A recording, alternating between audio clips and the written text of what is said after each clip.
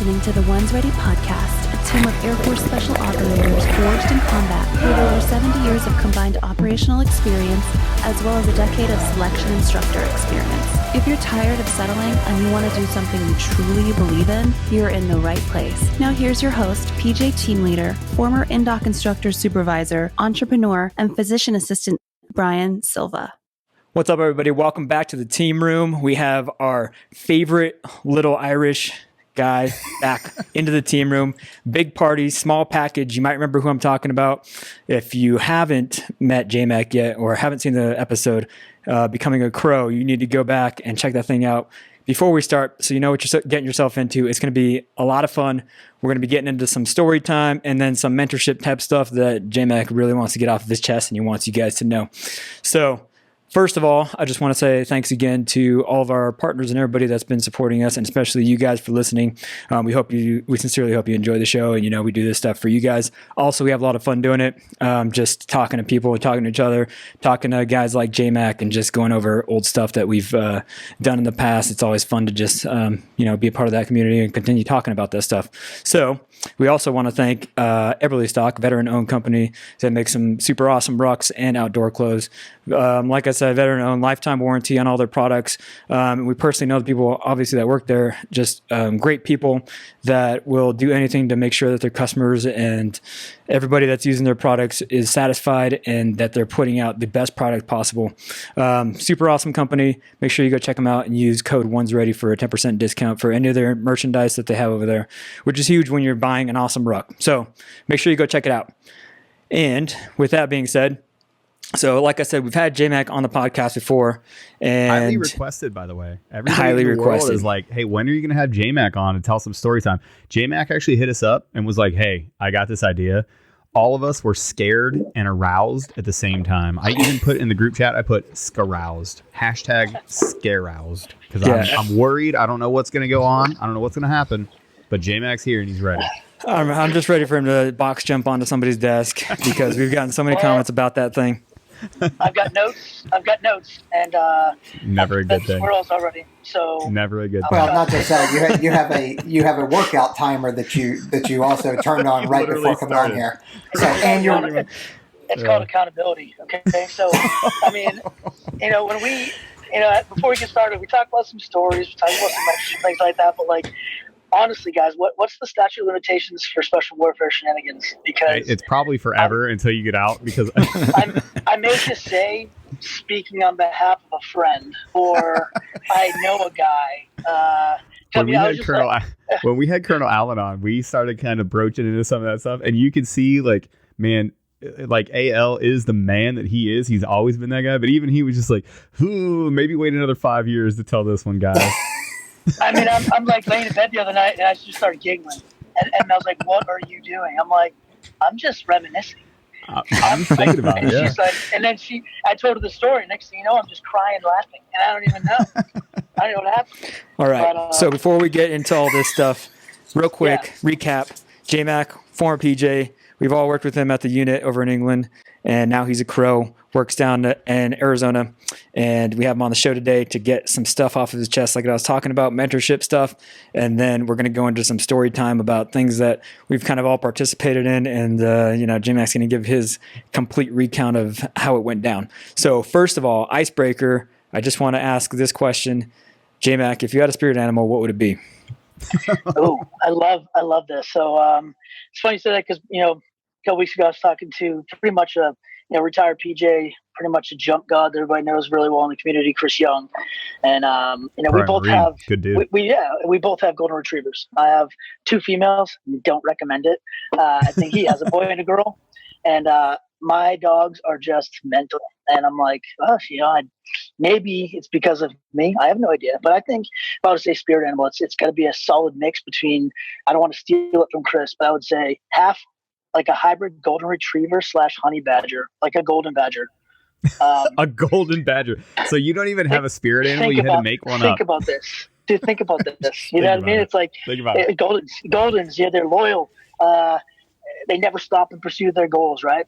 That honey badger's just fearless. You know what I mean? Like I said last time, They've got no natural in enemies. reality, Doesn't give a shit. reality, Yeah. Hey, I'm like, he doesn't give a shit. Look I'm at that little guy. 6'5", you know, so I Ooh, don't look at know. him. He's eating bees.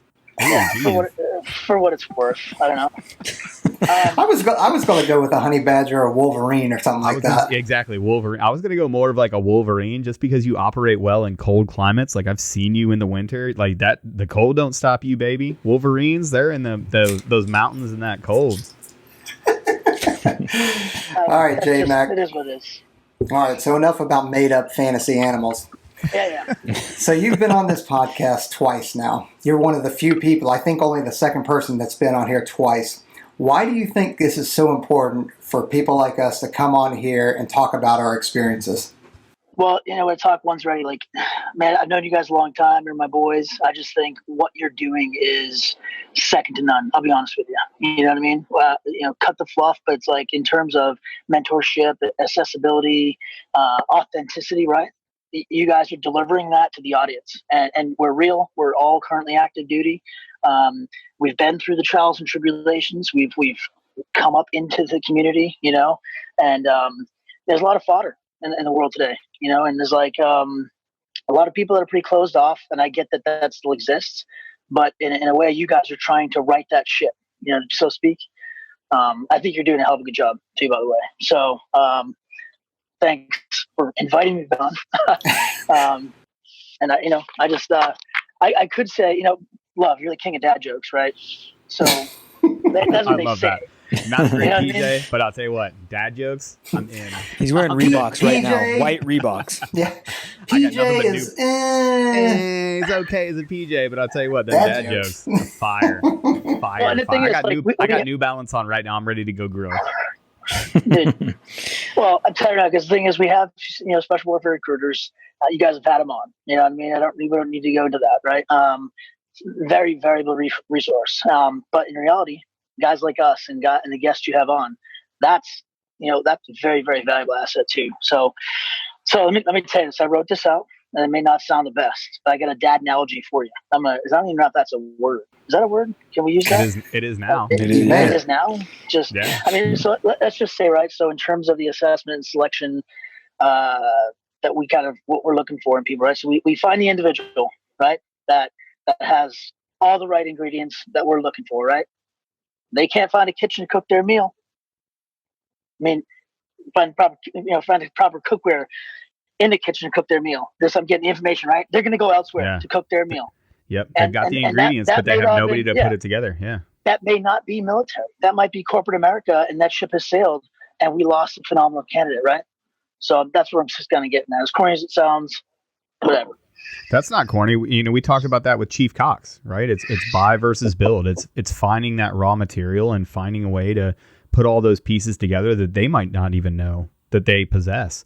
But it takes that. It's more art than it is science to add those things together. Yeah, and I tell Chief Cox, I'll talk about him in a sec. Like that's just a phenomenal human being right there. But I mean, there's some video evidence out there with him and I, But you talk about a lot of people. You talk about like the myth of who becomes a special operator, right? And I think I hit this last time. I've heard it. A very common theme. You guys have the ODA guys on, and then SEAL you guys just had on certain things, and it's a very common theme about the mindset. You know what I mean? And they're like, well, what do you mean? And it's just that unforgiving will to just press, and just give it your all the time. And we have bad days, you know what I mean? But we've worked hard through this ANS process to find that right person that has the right attributes, whether it be stress tolerance or physical aptitude, ability to process large amounts of information in a compressed timeline. So, Peach, you can talk about what you had to learn in that short time frame at JTAC school. Brian, Aaron, like at PJ, at paramedic. We did college level anatomy and physiology. A very thick book in 4 days and took the exam on day 5. Yeah, brutal. Absolutely. Give me a break. You talk about stress. And on top of that, you have to be expected to, lead and communicate effectively. And the list goes on and on. Do you know what I mean? So, 4 of us, the 5 of us consider and say, hey, here's what the ideal candidate looks like. But none of us have x-ray vision. I can't look inside and say, hey, this is the candidate. This is perfect. This is the perfect person, right? So a lot of that in the mindset portion and the intestinal fortitude is up to them. So, yeah, but you sound like you've had experience in this, right? So I have no doubt, because I've had people reach out to me and say, hey, something you said really resonated with me and stuff like that.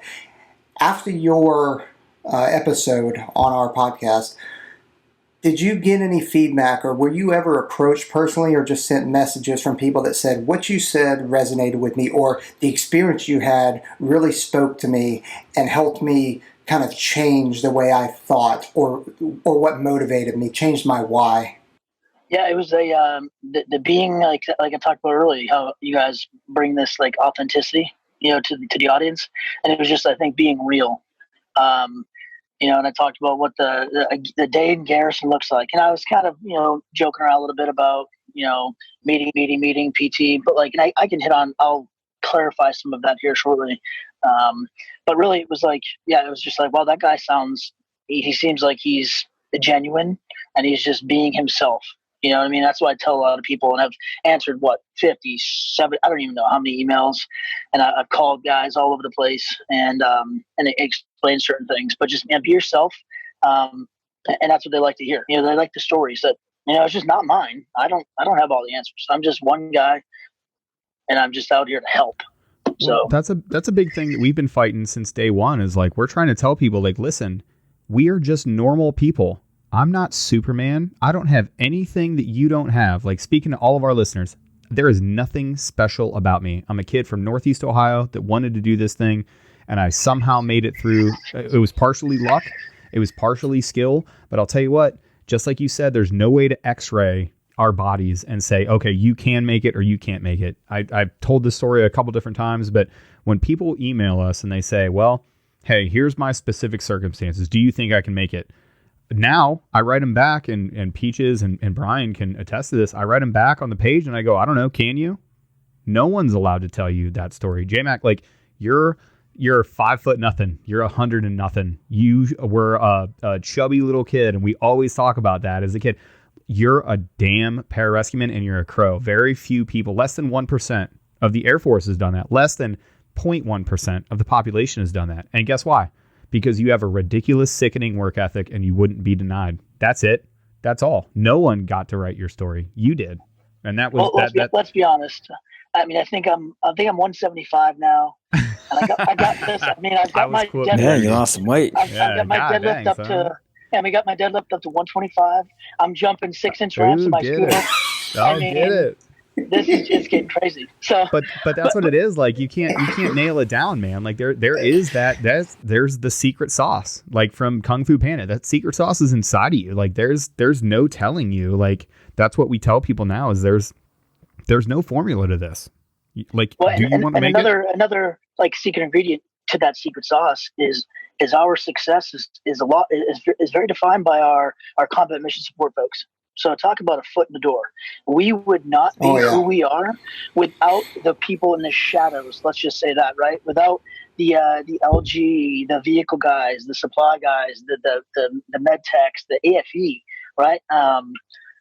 It's just what they do, especially at a unit where I'm at. I mean, I've got SARM guys that are certified rescue swimmers, DZ controllers, you name it, they can do it. And you talk about a foot in the door. If you're not ready, there's other jobs out there that you can do.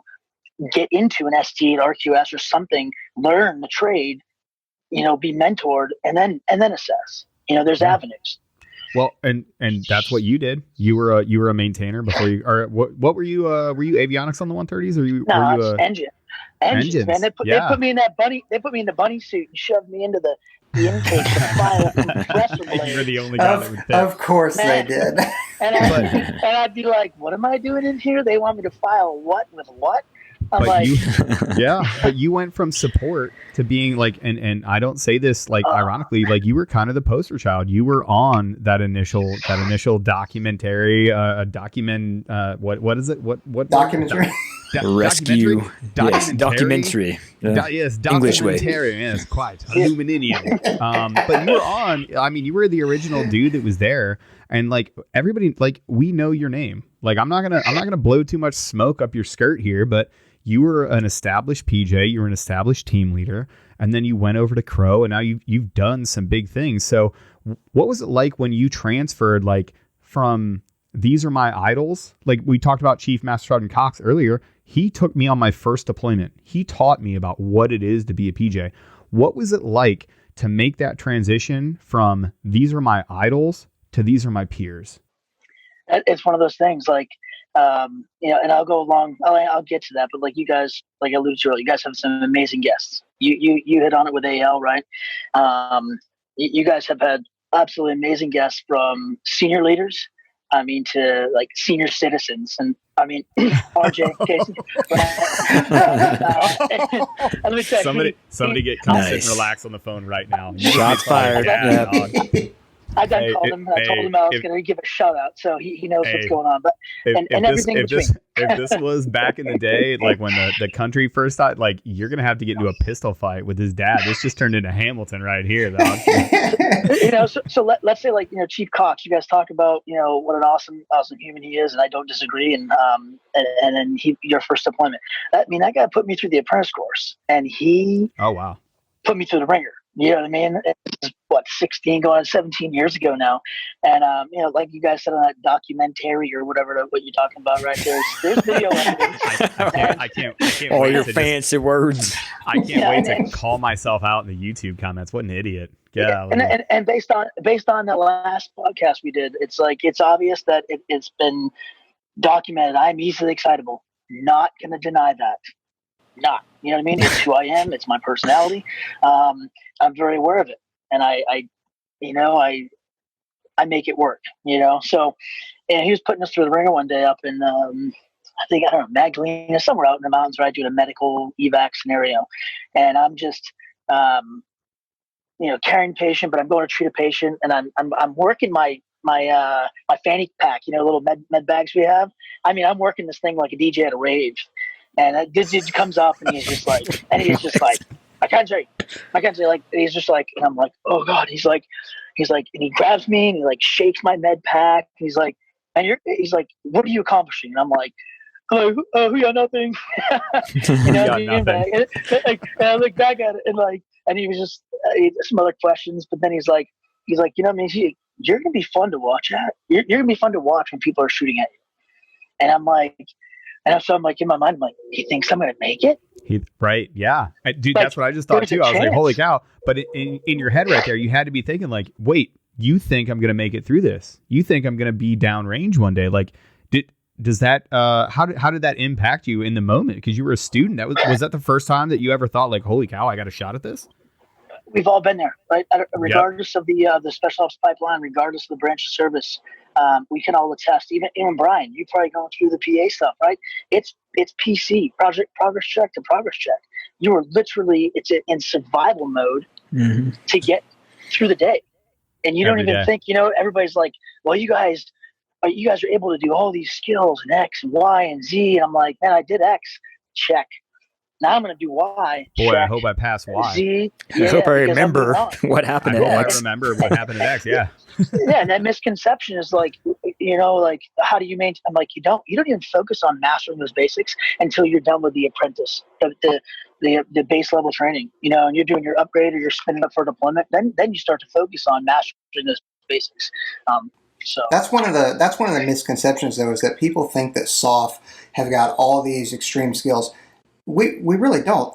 We are just masters of the basics. We've got the basics down that we can venture off and do other stuff where, I'm not going to say other people don't, but I'm just going to say SOF community, we thrive because we are masters of the basics. That's it. Well, nothing else. Well, yeah, but we talk about it all the time, right? We talk about we talk about bandwidth and we talk about physical fitness. And we say that if you have a high level of physical fitness, then it's going to open up your bandwidth at assessment and selection to be able to be okay in different scenarios to be able to lead. That's why we focus so heavily on basics, because we need to be like react to contact, close ambush. Like we need to be able to just go through those things mindlessly so that when the situation changes, we can then go on to something that's more complex. Like we've already done that step. But really what that is it's emotional intelligence. And we've talked about it here on the podcast a lot before about, hey, how do we improve our emotional intelligence? So JMac, I'm going to turn it back over to you.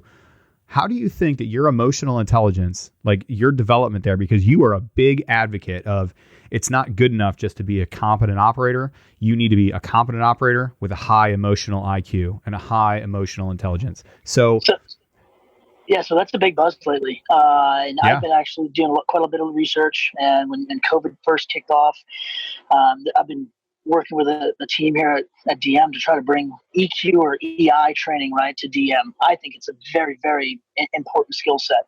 And it's malleable, so it can change over time. But when I think we get blinded a lot when we go through our assessment and selection process, right? We see that individual who is a physical fitness stud, who has a high IQ and went to a very reputable very school. reputable. Yeah. Boy, we're awful today. We're putting the emphasis on the wrong syllable today. Yeah, he studied documentaries at reputable. Documentaries are reputable institutions. So I went to a reputable school, has a high IQ, he's a PT stud. Right there, I am, and we're just like, that's the guy, or that's the gal, right? We want them. I mean, little do you know, you put them through the pipeline, they get so grades from their peers, but then you put them out into the business world, right, so to speak, and you have to mingle. You have to mix and mingle with sister services, support agencies, and assets, and people look at them and they're just like, man, that person just rubs me the wrong way. You know what I mean? And that's kind of what I'm trying to tackle is and I push these articles back and forth with some of my senior leaders and they just create growth, really healthy conversation. It's real good professional development. I do it both up and down the chain. One that really got me thinking, was like, does the military create narcissistic leaders? You know what I mean? So, and that's where it hit on the special operations kind of the realm a little bit. And it talks about, like I just mentioned, that bias you have from somebody who's a PT stud and has a high IQ. But in the training that I'm doing, and I conduct EQ training, and I'm not perfect. I'm a work in progress, right? But that what I talked about is malleable, right? And it's like your IQ is pretty much set from the time you're, a young person, because that's all IQ is. It's your ability to learn. It's not really how smart you are. It's your ability. It might even be genetics. Yeah. That might be set from the moment that you're incepted as a human, right? But your emotional intelligence, that you can work on that.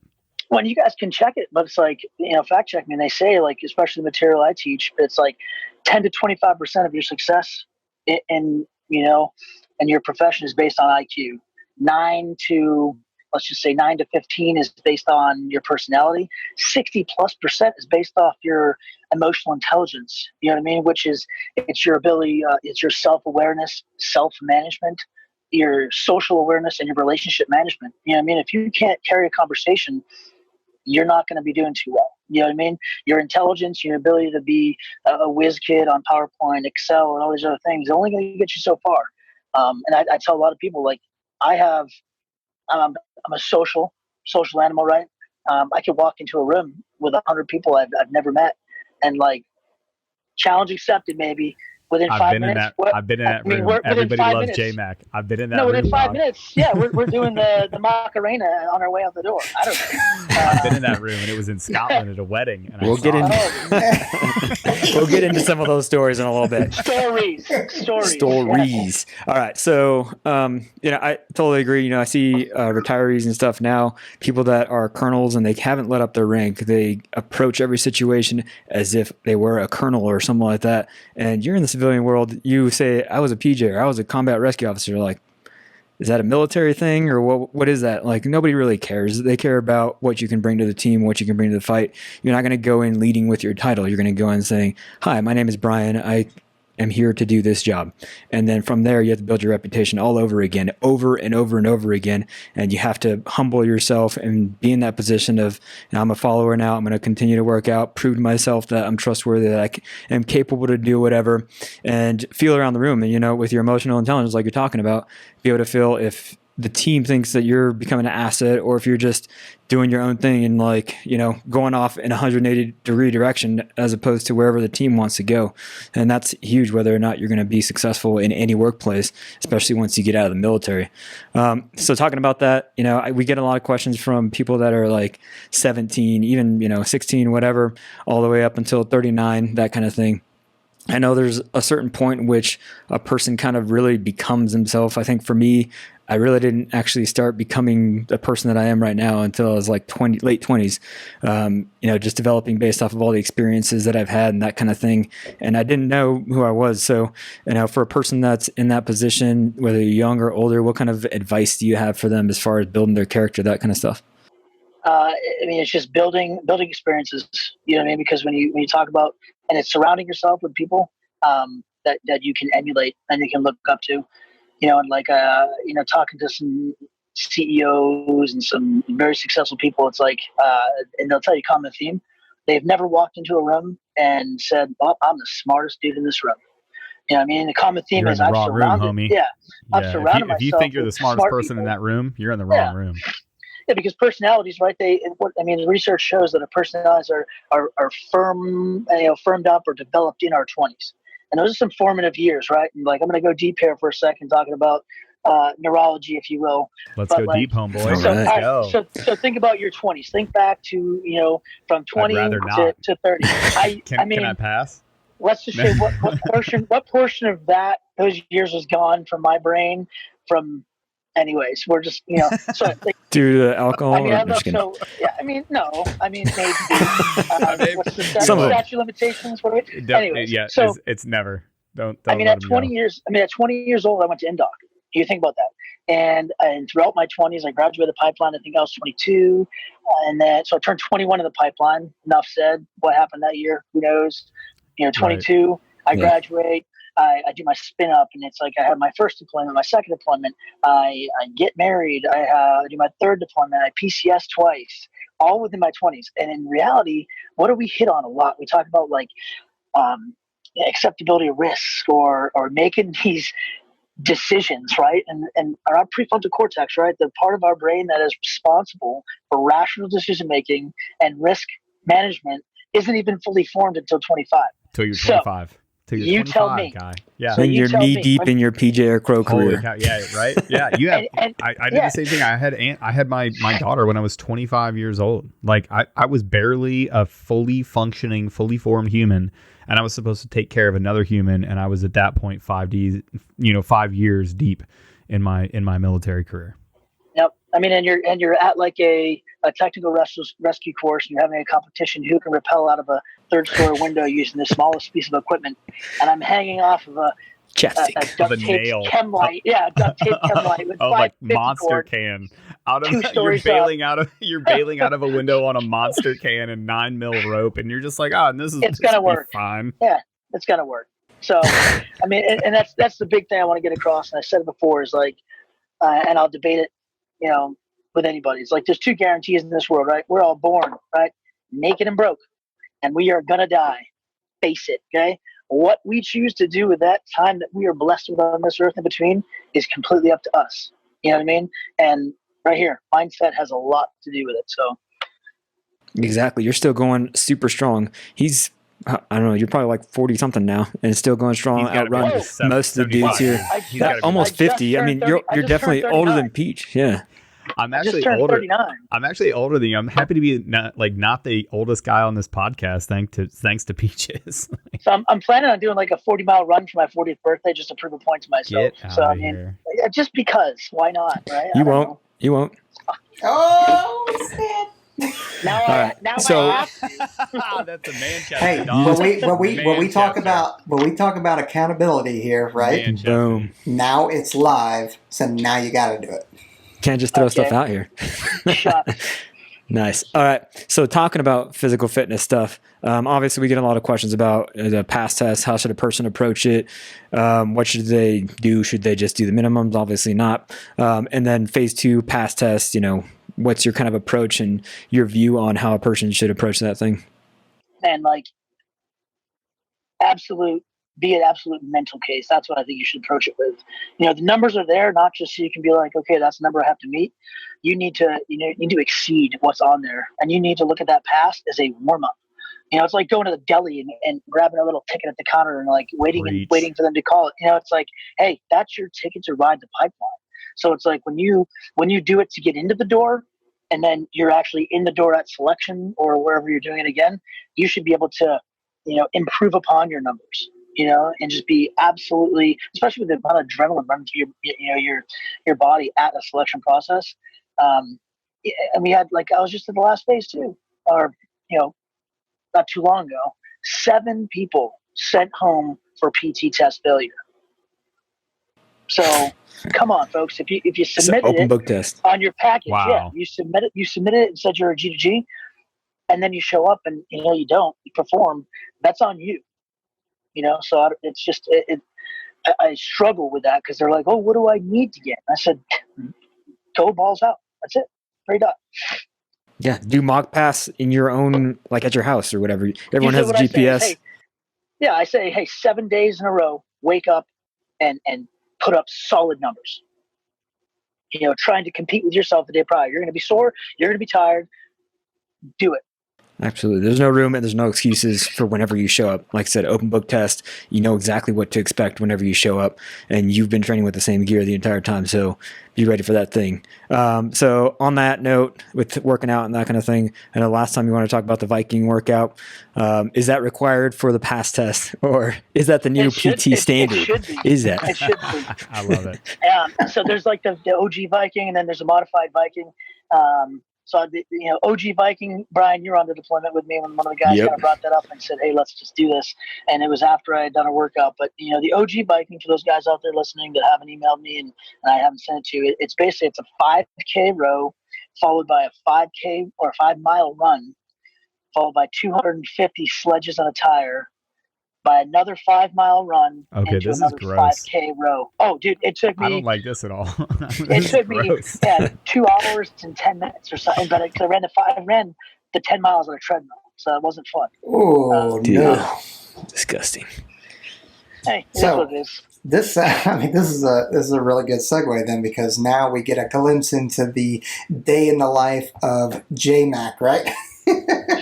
And So- if you want it, Yeah. Well, give us what the day in the life of JMac is. Not hey, what's the day to day of a PJ? It's like JMac. What is your day to day life in terms of working out, job, family time, work life balance, kind of thing? yeah, because that was a good question that got brought up last time. Is like, okay, yeah, he answered it, but what is no kidding true? Because people are concerned with the social aspect. Hey, can I have lasting friendships, relationships outside of work, so on and so forth, right? And you guys can attest to this, that we put a lot of thought process into building our annual calendars at work. And our annual calendars at work, our annual training plans, they have a large effect on our personal lives. But it doesn't mean that you don't have a personal life. You know what I mean? You still have the family time. You're working a 9-to-5 job, so to speak, right? Is what it equates to what we're doing here. But then you just sprinkle in the TDYs and the required training. But we build that based off, so like say I have a deployment coming up. So you put that 4 months on the calendar or whatever, 4 to 6 months on the calendar. And then you backwards plan and go, okay, what's the spin up look like? What mandatory upgrade training do we need to do in that time? The guys came back from this trip this time. Now we need to do professional military education. We need to do pro dev, right? Who's PCSing, who's not, right? So there's a lot of work that goes into it. But in all reality, it's like at the end of the day. And then like you have those pop-ups too, like who has a baby, who got hurt, who has to go on the bench. Like, yeah, it's all those things. It's a constant revolving door of who's next up. And then Brian, you and Trent had, you guys went into it on an episode about family life, right? So I'm not going to go too deep into it, but the bottom line is you're not a prisoner. And I think a lot of people are concerned, like, hey, I'm going to join the Air Force, I'm going to do spec war, and I'm going to be gone 350 out of 365 days. And it's not true. Do you know what I mean? Like, there's some assignments, Right. bye. You can do that. But for the most part, you get in, you prove your worth, you build the relationships and pay your dues up the corporate ladder, and then assignments open for you. People are more understanding of what makes you click, what makes you tick. So for what it's worth, that's where I'm at. And I do want to revisit something real quick, because you mentioned the Viking workout, which obviously is a grind. You have different workouts. You've got a sprint, you've got kind of a long grind, you've got just an average workout, right? But how do these guys and girls know when they are training too much? Like, I know it's a fine line. It 100% is a fine line between training too much, overtraining or not training enough? Like, where do you draw that line? How can you tell? Especially now that we're older, right? I've really, Yeah. having, So first having of all, my, hurtful. yeah, no, I'm just saying, like, I don't recover like I used to, and none of us do, right? But we're still out there, we're still getting after it, and I've realized over the years that how important like mobility training is, and the warm up, the cool down, that has a huge impact. And a lot of people, they just think, they'll watch these podcasts and get super motivated. And I had one guy last time. He reached out to me and he's like, sir, you motivated me so much that I did the Murph twice in one day. And I was like, whoa. Hey, Whoa. don't do that again. There's no reason to do Please. that. Yeah. All right. Well, I feel bad now because I do that. Public service announcement. Let me put this out there. That's a terrible idea. I mean, we've all like knocked on Uncle Rabdo's door and said, hey, do you want to visit? But it's not a good thing. And I mean, good hats off to the kid. And I was like, hey, don't do that again. But I was like, hey, for the record, what was your time the second time? It wasn't. Not that I'm saying. I am saying. It wasn't as good as this first. Yeah, well, you bring that up, but for the third year in a row, I've done on, the day that everybody historically does Murph, I've done 2, and one year I did 3 in one day, and that was awful. But it goes back. Yeah. Yeah. It's not a training thing. It's hey, I want to be uncomfortable today. I'm here to pay my dues, show my respect, and that's why I did it. And the fact that I told somebody like, yeah, I'm thinking about doing it. So they called me out on it, and I was like, yeah, I'm going to do it. Here we go. And it's funny, Peach, because you ask, how do I know when too much is too much? And I'll tell you, 29 minutes or 28 minutes into the 31 Heroes WOD with you as my partner, So I mean, if you haven't done that workout, I mean, shout out to Andy Zerby, Dan Brown, and Sean Harvell, man. Like that workout every single year on August 6th, that crushes me, and I dread it. As soon as I know that it's going to turn over to August, I hate my life, but I know damn well that I'm going to do that workout, and I know how it's going to feel at like 20 minutes in. Well, it's the box jumps, the thrusters, and then the cleans, the rope climbs. The rope so, climbs and then are the thing run. What is it? Disrespectful. 6 rope climbs? Oh, 6 rope climbs, right? So it's like 6:18. It's for the date, right? So it's 6:18:31. And you pick up where your partner left off. And I remember one time, Peach is like, I come in for the run. He's like, it's towards the end. We were. You get so mad at your partner too. You're like, we were putting out. You're telling me you couldn't do 8 freaking cleans, man. So I come back from the run. He's like, why am I doing all the cleans? Yeah, he comes back. I come back from the run. He's like, bro, all right. You're on rope climbs. All right, he's like, I got one rope climb. You got 5 left. I'm like, okay. And he goes for the run. I hate you, Peaches. He comes back from the run, and he's like, what do you got? I was like, you got 4 left. Dude, I did 1. And it's just I could just see the hate. And I was like, give me the sandbag. And it's just hilarious. So, yeah. Well, that's what it takes when you're a former fat kid, right? Hey.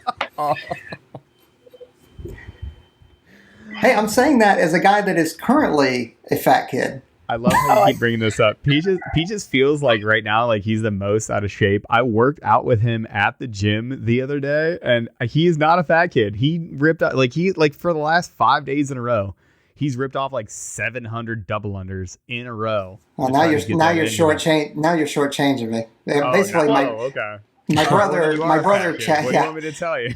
My brother challenged me to. There's some kind of charity event that you got to do 10,000 double unders in 30 days or something like that. So I was knocking out 1,000 a day. Is what I'm doing.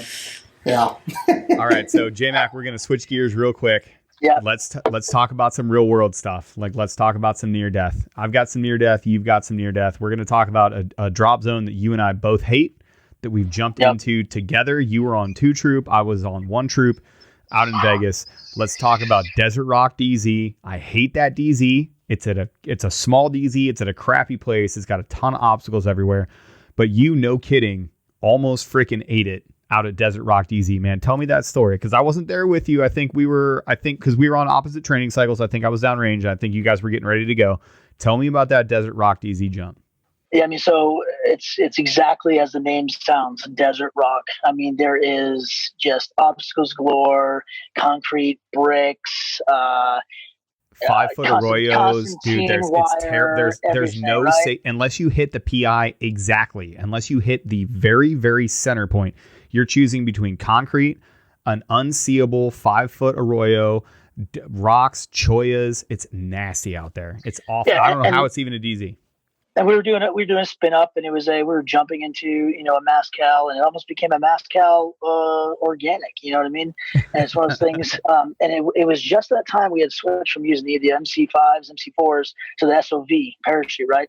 And I hadn't taken. We were kind of just rushing through things. And I hadn't taken the time to properly size the SOV with my body armor and full kit, right? Which is important, yeah. And I mean, it's like, well, you made your bed, so to speak.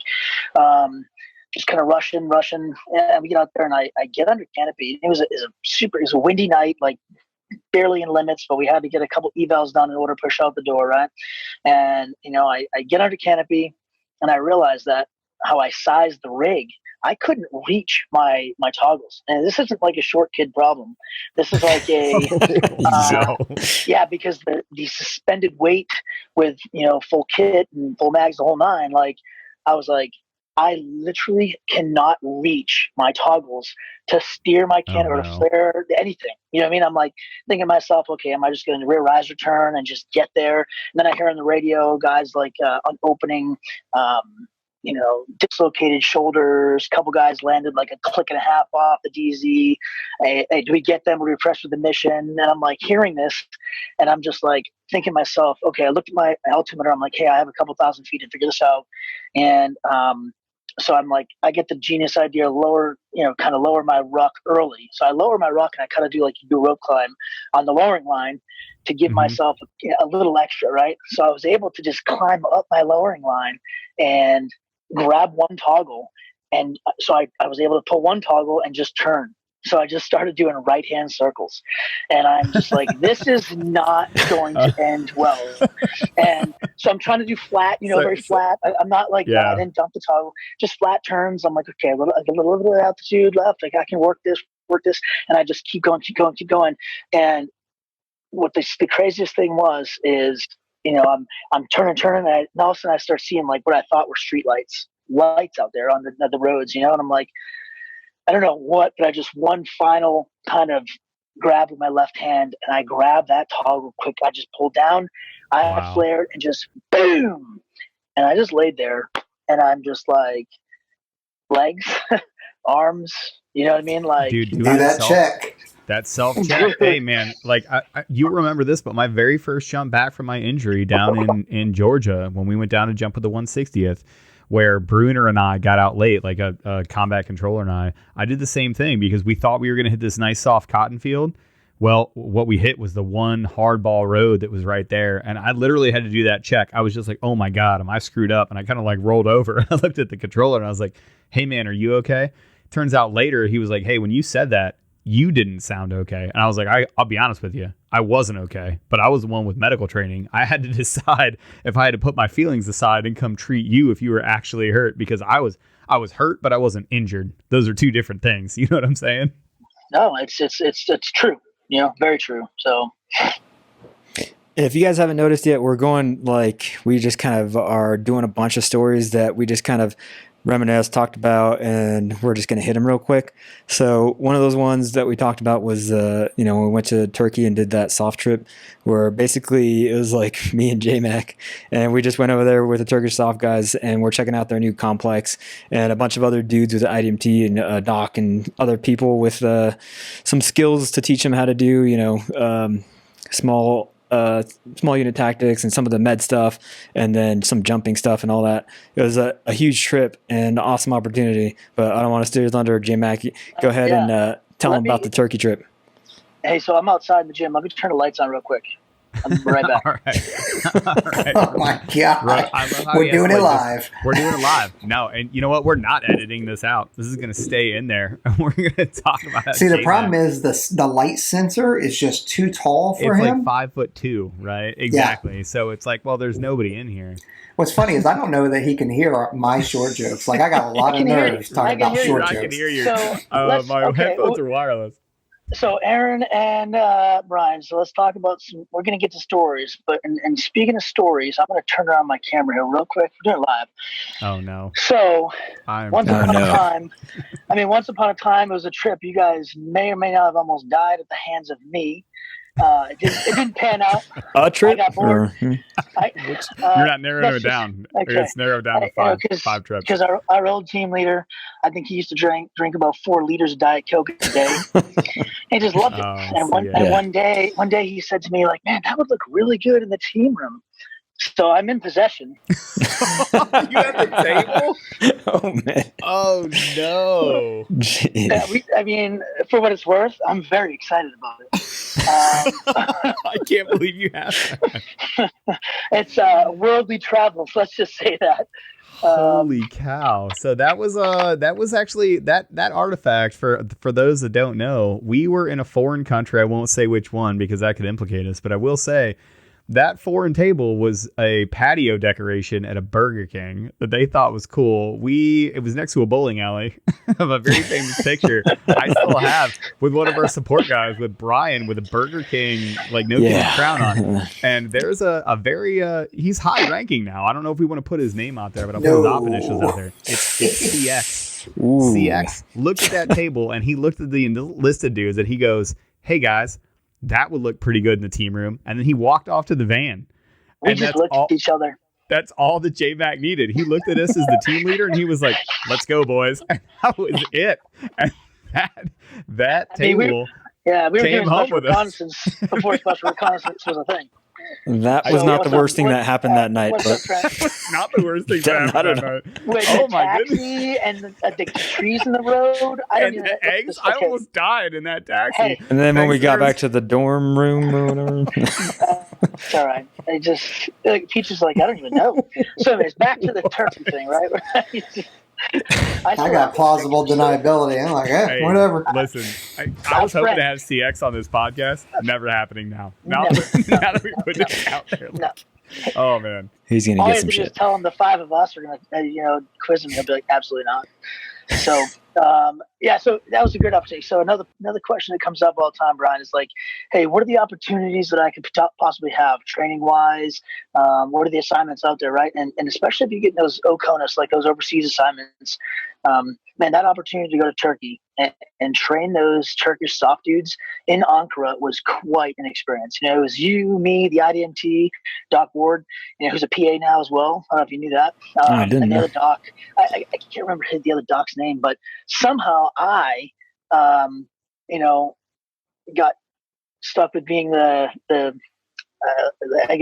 talker. Not surprised, right? Talking through the training, the medical training, and this Turkish captain was translating all my words, and I would just like, I'd go really fast, and he'd look at his dudes in the class. I don't know if you remember this, Brian. And he'd be like, blood. Yeah, 2 words. He's like tourniquet. And I grab him, and I'd grab him. I'd be like, hey, so I just talked about a lot. He goes, yes, they understand. And I'm like, okay, moving on. Yeah. So, I mean, this is one of those trips where it's just like, I mean, we had ODA guys, SEAL guys, special road team guys, controllers. We were there 2 weeks, I think it was. I mean, staying super nice hotel. Super awesome hotel, yeah. Dude, but in the middle of Ankara, the capital of Turkey. Ankara, yeah. And a couple of those guys. So cool. Oh, dude. And a couple of the guys, there was an E7. He'd been in the Turkish Air Force in special operations for over 20 years. And he'd never been in their officers club on their base. And that's where they were hosting us. They're for the last night, and, somehow again, the captain, Turkish captain's you're sitting with me at the head table. Man, Marty Belium. I love that guy. He was sitting in the front, and I'm trying to picture the room right now, Brian. But I don't know if you remember that night was because you never want to offend people in a foreign country. So, he sets us up and he orders this. It's what it's called tiger's milk. And that's what he calls it. I don't know if you guys have ever heard. I mean, thinking back, I think it was like a mix of Sambuca, which is, and Darren, I know you know. And then I know what Sambuca is, dog. And then about, I don't know, like 10 other things. I have no idea. Tiger's milk. But you mix these two things and it becomes white like milk. It's a chemical reaction thing. Yeah. It's He ordered me a double. That's what it is. It's science. I'm sitting here. Here I was a staff sergeant at the time. E5, sit at the head table in the officers club next to this Turkish captain. Looking in the audience at this E7 and Turkish guy who'd never even been in that club in over 20 years because he wasn't allowed in the club. And the captain looks over and he says, "I order you double." And I'm like, "Cool." I take a sip and I'm like, oh, awful. Almost the worst thing I've ever had in my life. And I have this moment where I look down at Marty and I look at Betty and I'm just like, oh man, Marty. We're like, what's he going to do? Bottoms up Marty, right? So I'm just like, I look at Marty and I'm like, cheers, Gonzo. Man. Yeah, Gonzo. So and so is JMac.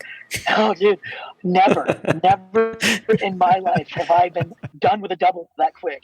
Well, and of course, I want to. Well, okay. I was never in Turkey. I was going to bring up Normandy. I mean, jumping into D-Day and stuff like that. Favorite trips of all time. Best memories ever. Look, I got to save those for the book, though. I think. Whoa, my God. Okay. We'll get there.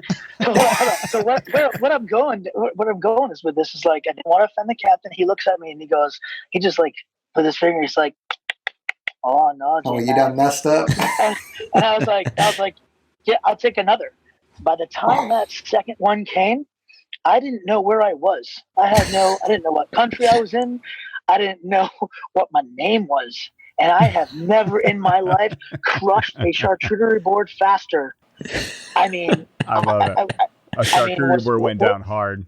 Was I being PC? I don't even like olives. And I was like, handfuls, give it to me. You know what I mean? Sustenance. Where am I? Anyway, so that was a good night. But the next day, we all recovered and we're saying our goodbyes in the classroom. And this is super funny. And I don't know why. I mean, looking back, I kind of know why. But I mean, they looked at Brian and all the guys were lined up in the classroom. And the captain was saying some nice words about everybody.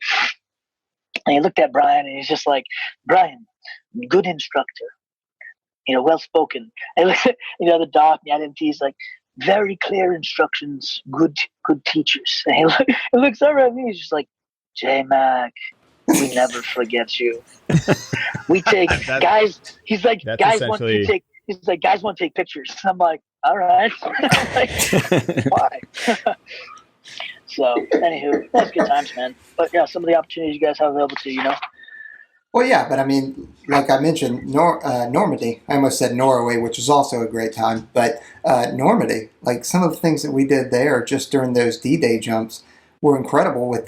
Bringing everybody in from all of Europe and then bringing in stateside units, jumping with them, not just jumping into what our military ancestors, if you will, jumped into, but also the community of people, of the French, also the Brits that would come in and celebrate. Yeah. All these Americans, and you have all this just conglomeration of people that are there just to celebrate something that was so amazing, back in the 40s. Well, it's amazing time. And let me frame this a little bit. You did a great job, but when we were there, Brian and I kind of hopped into this. Brian was on team, 6-7 months before I was. We get this Normandy trip planned, and we're like, okay, we're going to go jump into France. It wasn't just jumping into France.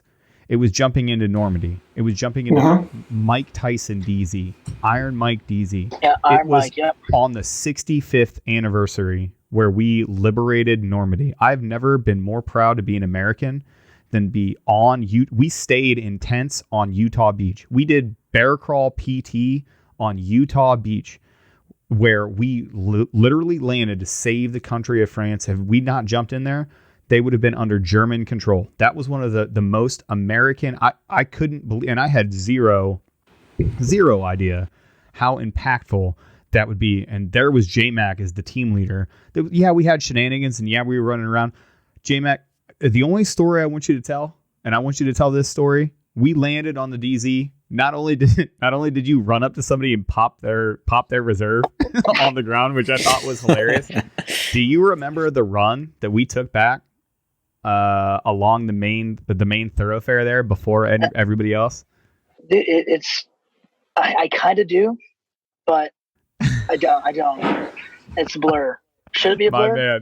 My man. Yeah, I remember somebody switching hats with somebody in a Jeep at some point also.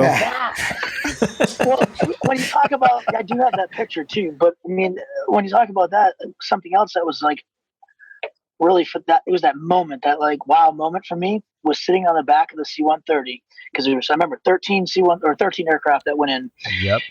12 of them did static line. And then you have a free fall contingent, which was us. We had some SEALs, some ODA guys. And if you remember, we had some German soft guys jumping 100%. free fall with our pass. And you talk about forward progress for the world. I'm like, dude, that was probably your great grandfather was the reason that we're in this mix in the first place. And now I'm high-fiving you on the ramp. Like, that was surreal.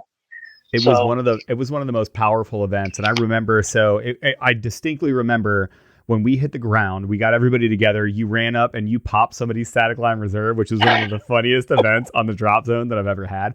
But then, so we formed up. And for those of you that don't know, like, we don't walk anywhere in special tactics. If you're going somewhere, you're running. Like, that's not just a pipeline thing. You form it up, you sing loud, you sing proud, and you run it. So there was this whole parade that was supposed to happen in Saint-Mary-Glis, France. And you run to the downtown square, and our commander, his name's Thad Allen. I believe he retired as a colonel. I think he's out now. No, he's at the academy teaching. Oh, nice. Okay, so Thad, TA, Colonel Allen, he was like, hey, y'all, you know what this is. You know what our culture is. This was the culmination of an entire week that we've been there. He's like, we don't run anywhere. This isn't what we do.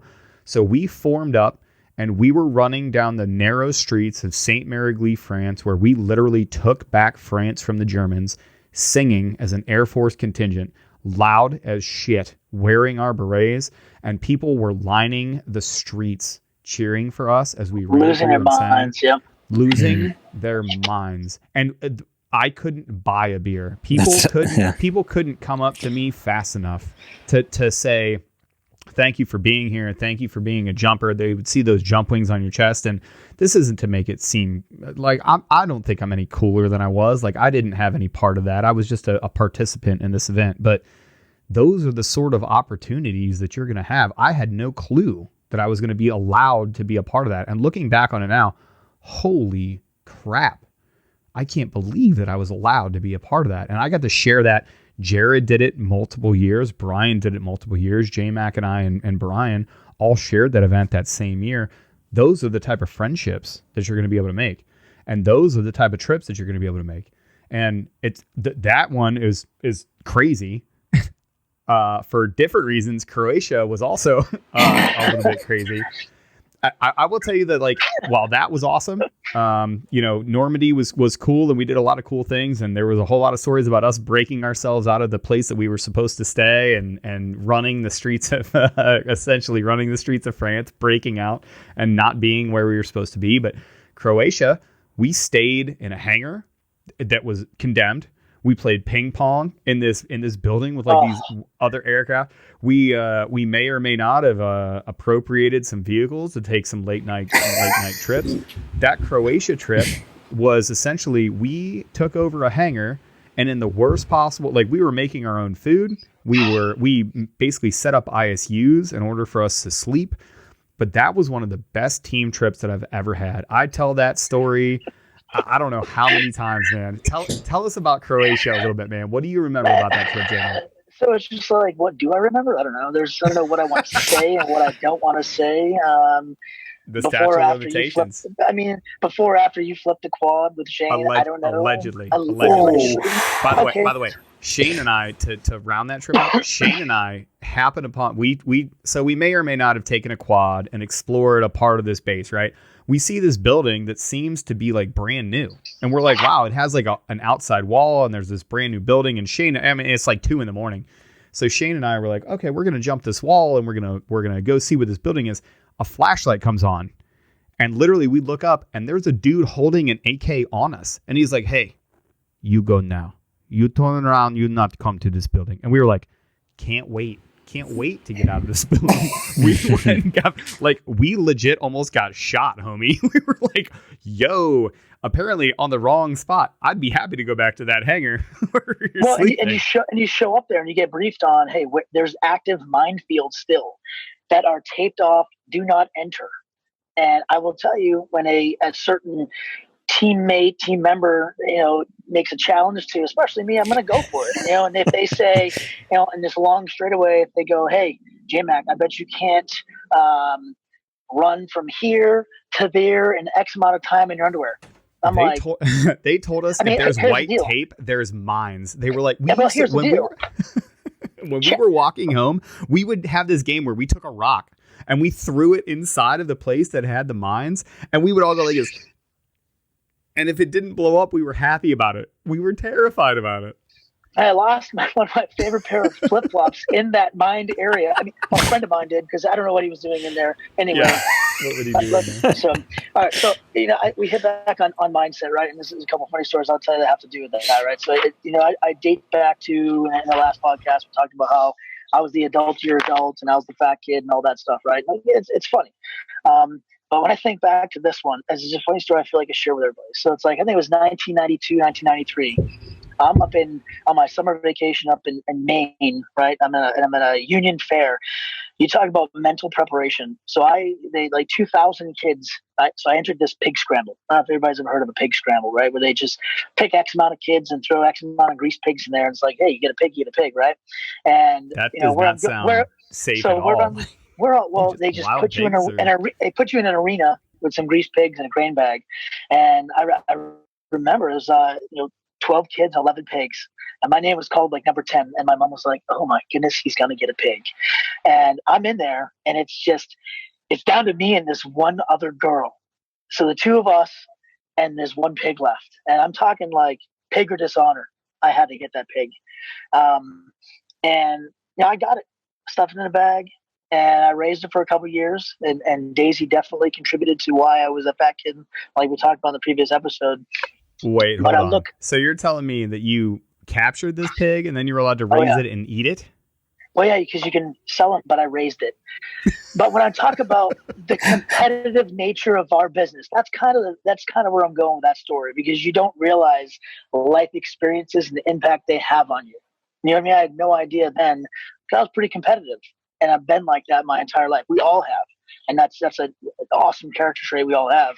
And it kind of leads into another story. When I was over working with the ODA guys, doing my SIF rotation in Germany. So, Brian, you've done that, right? Yep. I don't know if each of you've done one. I've done 4. Dude, and it's a blast, because you're just mixing and mingling with these guys. And, I mean, it's like shoot, move, communicate every day. And it's a great schedule. I mean, you sling more lead down range than you will in your entire, a 3-year assignment at an STS or RQS in 6 months working with these guys. But I remember going through one of their, what it's called Sephardic, right? Special Forces Advanced Rifle, I think tactical, something like that, right? And I was super competitive. I will say I didn't get last place, but I didn't get first. I mean, these guys are really, really good at the trigger. This is all they do. No, yeah, I was going to say you hate it. So I mean, we're going through one of the last exercises. It's just like you have to engage, 100-yard target, then you have to sprint up, climb over this barricade. You have to do a lateral movement across the field, and they behind a barricade, they had this dude screaming. Like he's like, I've been shot, I'm bleeding, blah, blah, blah. Let me tell you, never have I done that was like a 1-second triage done fast as my life, because all I thought about was winning.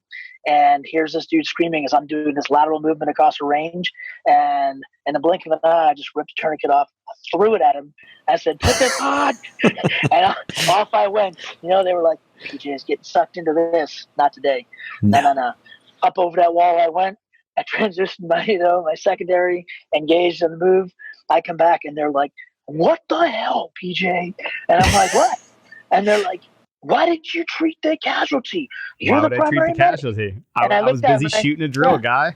Well, I looked at him and I said, triage complete. He had an airway. He was yelling at me. He was breathing the same, right? And he obviously had decent circulation because he was holding his leg. Put the tourniquet on, I'll get back to you. I had a match to win. And I don't know. Boom. They couldn't say anything there. I got to be honest with you. I'm not mad at that. Like, I guess we'll have to get some outside input, but I think you win as far as I'm concerned there. They're trained to do. Yeah. And the other cool thing, especially with that trip right there, is you just get to do so many different things with the shooting. They have their own gym and trainer down there that you get to work out with all the time. And then, going down a launch stool and dropping tubes in the OR every freaking Friday was super awesome. Just being able to do pretty much whatever you want as far as training, like just max out however much you wanted to get. And the trails were super awesome over there too. Yeah, the ODA is funny, man, because they saw like the rental car. So I had this blacked out murder BMW, super nice. Bobby from Boblingham, Bernie from Boobligan. Bernie. Yeah, we all rented cars from the same dude. That guy. My girls take care of you. They get you cars. I got a dad. I give you whatever you want. You call this number anywhere before 8 o'clock at night, it's a car problem. If you call it anywhere after 8 o'clock at night, that's a person problem. Either way, they answer the phone.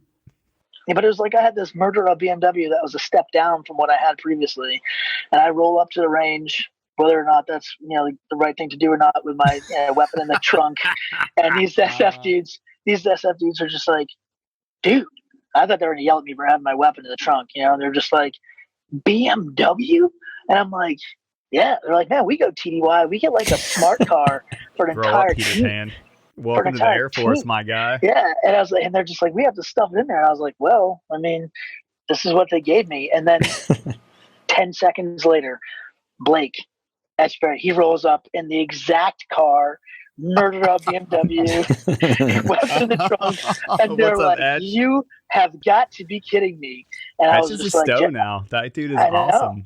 And I was just like, gents, life decisions, right? Make them. So funny. Yeah, we used to race those things. I was down there with Dumlau. We used to race those things on the Autobahn. That's super fun. All right.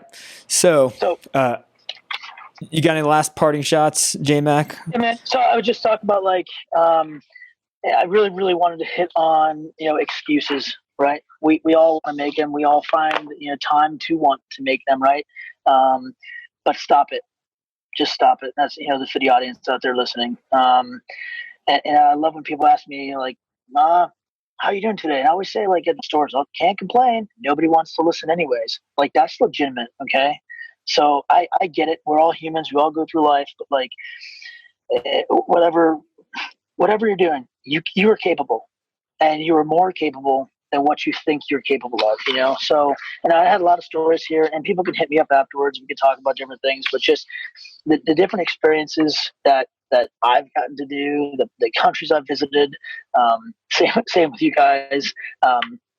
Some of these jumps, these just wild things that you're like, you can read about it in a novel, but there's people that actually do it, and a little bit of drive, determination, and that'll get you there. So. Yeah, and I think that is just one of my favorite things about being a PJ was you're just going to meet so many people that are just achieving at such a high level, constantly doing the best that they can with everything. Like JMac, we can sit here and talk about all the things that he's done freaking all day. We mentioned the fat kid thing. He did a TED Talks type thing for the Air Force, talking about how he overcame, that fat kid mentality and being able to make himself better. And he was like, screw this. I'm not going to continue to do the same thing and fall into this trap of where people have put me in their minds. You can rise above whatever things have happened in your life and say, hey, I'm not that person. I'm a person who's going to actually do this thing, and I'm going to be a PJ. I'm going to show everyone whatever. So that's a huge thing. And is there a place where they can watch that, or do you have that somewhere? Yeah, that's on if you YouTube, and the audio is pretty bad, but if you YouTube Captain Mackenzie Fairchild, LIFT, lift, it'll pop up. But one parting shot before we go, I just want to say is obviously people are watching what you guys are putting out, the authenticity about it, and I love that. Last phase 2, I got called out of my own words. I don't know if I told you guys. So in the midst of an exercise, I grabbed this team and I'm like, all right, you guys missed your time hack. And I asked him, I was like, mind benders or four count push-ups? And the civilian dude straight up didn't even, he's like, mind bender, sir. And I'm like, huh. And then I'm like, all right. And then somebody else was like, what's a mind bender? I was like, so I showed him, and I walked up to this civilian guy, and I was like, what's the deal? He's like, one's ready podcast, sir. I was like, I can't even hate you for that. And then I was like, so they did their mind benders, and they're walking back to line. I kind of walked up next to this guy, and obviously I looked up to him like I do to most people. Teach what it is. And I said, you're gonna pay for that. But I'll tell you, and for you aspiring civilians out there, this dude was hands down the strongest candidate I've ever seen at an assessment and selection. Civilian guy. Nice. And talk about the networking. I've hooked him up with another civilian dude, and they've been talking. He's actually going to OTS, I think February next month. So it's there. It's there for the taking. You just got to put in a little bit of effort. The tools are 100% there. You can do all the research and learn about what you're going to be, just like the past tests. I mean, all the things that we're talking about, we're not really, even if we tell you this is exactly what's going to happen day 1, day 2, blah, blah, you're still going to get the same amount of quitters. I've done that on a Hell Night before when I was an instructor. Like, here's the schedule of the Hell Night. We had the same amount of quitters every single time. So everyone's I can tell you everything all the time. It won't matter. It won't matter. If you're meant to be here, you'll be here, and you'll have that ridiculous, sickening work ethic, and you won't be denied. I can tell you the entire event. It doesn't matter. Exactly. It's just like when you look at a workout and you're like, that shouldn't be too bad. And then you get into the workout and you're like, whoa, that was terrible. That's the problem. That's when it's the worst. That's when you know it's bad. You're like, I just did one last Friday. I'm still sore from it. I looked at it. I was like, oh, this shouldn't be that bad. It was the worst. I'm still getting my butt kicked by it. That's what I'm talking about. So do your research and, use the tools that are available to you. We're always here, like JMac said, he's answering questions. We're all answering questions for you guys, trying to help you out, make sure that you're at least as prepared as possible. You're not going to be prepared for everything. That's not the name of the game. You're just going to be as prepared as you possibly can be before you show up. And then, you just attune your mind to whatever happens and then be flexible and malleable, just like JMac was saying a little bit earlier, be able to bend and be able to flex to whatever happens because you don't know what's going to happen. So JMac, again, thanks for coming on and talking about everything that you've done. I know we have lists of more and more stories, so we're gonna have to go and do this again. It's gonna have to be part 3. This is gonna have to be a recurring thing. Yeah, 100%. Yeah, we'll see. Yeah, I just like coming on, just hanging out, man. And I don't mind helping. I don't care if you're just, I'll help anybody. So just like you guys are doing, we're all busy, but I can make time. Yeah, so we need you guys to hit up JMac and make sure that he comes on. I'm just kidding. All right, so we talked about a lot of different things, like we were talking, like I was saying, and a lot of the things that just wanted to get off your chest and your perspective on different topics that I'm sure you get the same kind of questions over and over again. Am I too young and too old? What do you think about getting selection? Your mentality towards life in general, and I think for JMac, we've known each other for 12, 13 years ish or something like that. And, your mentality has always just inspired me and brought up my level of work ethic because you're constantly doing things and making yourself better from, all the workouts that you do and everything like that. Even if we had a hard night out, you're like, let's go work out. Nope. Come on. The only one way to do, sweat it out. Same, dog. And then, just little things like gardening and stuff like that. Like, I know we've talked about all these things before, but always continuously improving on every single aspect of your life and not letting yourself fall by the wayside. He's almost 40 years old and still, doing things that many 20-year-olds can't even do because they're stuck playing video games or whatever. So like JMac was talking about, I was going to mention, combat equipment gainers out the back of a 130. I mean, it was the first time for everything. I was legit nervous. I knew you could do it. I was in my mind. I'm just in my head. I'm like, what? All right, send it. But I mean, and now I got to run 40 miles for my 40th next November, and I got to Manchester. Boom. There it is. It's done. I am going to send. I am tagging you all in the watch. With the watch. It's not going to be fast. I'm going to do it. Doesn't matter. What else baby. do I got to do? But it's like we say, like you were saying earlier, you're only a couple things certain in life. You're born and then you're going to die. What happens, what really matters is what you're going to do in the middle. And we don't know when our time's going to be up, but obviously we've done a lot of dumb things in our life. We're still here. So don't be scared of life. Go out there, live it. And I think JMac's great example of, continue to live your life. Make sure you have something to write down whenever, that page turns and you're not here anymore. So make sure that you guys go out there, continue to do that. Thank you again for listening and for, rating the podcast, doing everything you can, engaging with our comments. And we're always here for you guys. So if you ever need anything, just give us a shout out, info@onesready.com, and make sure you check out our website, onesready.com. A lot of other info on there, and then kind of episode synopsis of each different things and our topics that we've talked about. So go and check it out. And if you guys ever have any questions, like I said, thanks again for JMac for coming on, spending the time, spending our night with us. He's coming at us live from the yard, which is a gym at one of the units. So we appreciate him taking his time to do that. You guys can check it out in the YouTube video as he's kind of scrolling around in there. All right, cool. You guys go out there, and we'll catch you next time. All right, earn each breath. Light up. Light up. Train hard, guys. Thanks, J-Mac. Okay. See you guys.